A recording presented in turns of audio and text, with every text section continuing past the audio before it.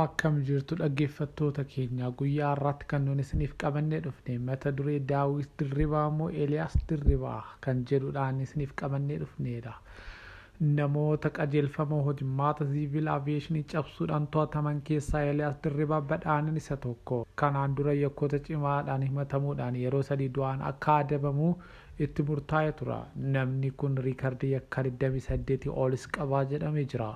Waggoota 17 oliidhaafis mana amala sirreessaa keessa turee jira.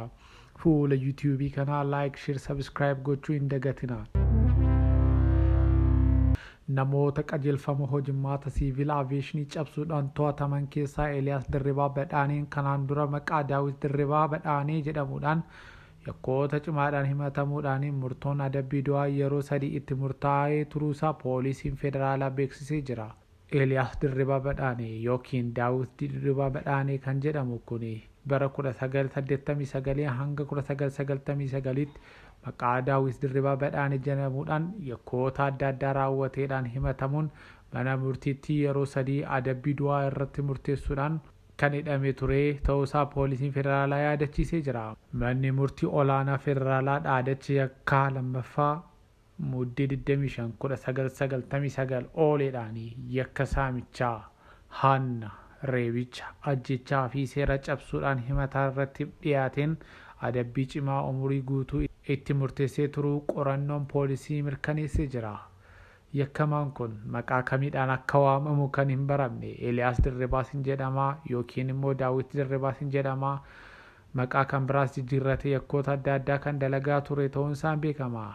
Yakkamaan kun waliigalaan yakkoota 28dhaan himatamuun isaa manni murtii olaanaa federaalaa dhaadacha yakkaa lammaffaa bitootessa 24 akka lakkoofsa Itoophiyaatti bara 1999 ooleedhaan galmeewwan yakkaa 6 walitti hidhuudhaan yeroo 3 adabbii du'aadhaan akka adabamu itti murtaa'ee turuunsaa yaadachiisee jira.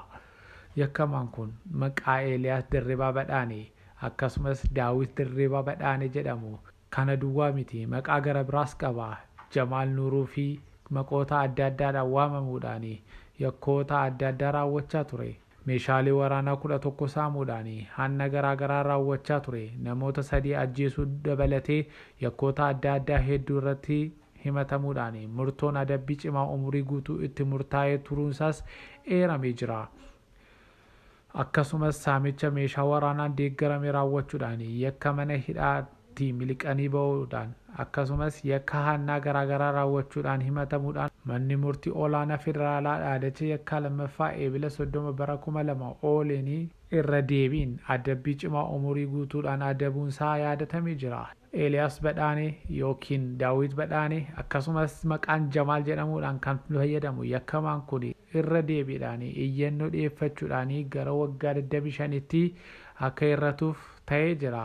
Waggoota 17dhaaf mana amala sirreessaa keessa erga ture booda dhiifamaan gadi lakkifamuun poolisiin qorannoo taasise irratti mirkaneessee jira.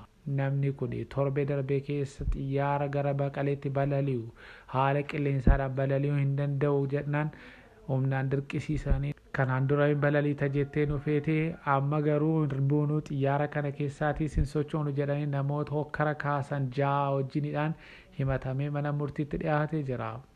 Manni murtiis guyyoota qorannoo 14 poolisiidhaaf laachuunsaas yaadatama. Dhaggeeffattoota keenya oduu nama ajaa'ibu kana kan isiniif qabannee dhiyaanne nuun fuula yuutuubii oduu dhugaa jiruudhaas laayik, sheer, sabskiraayib gochuun dagatinaa.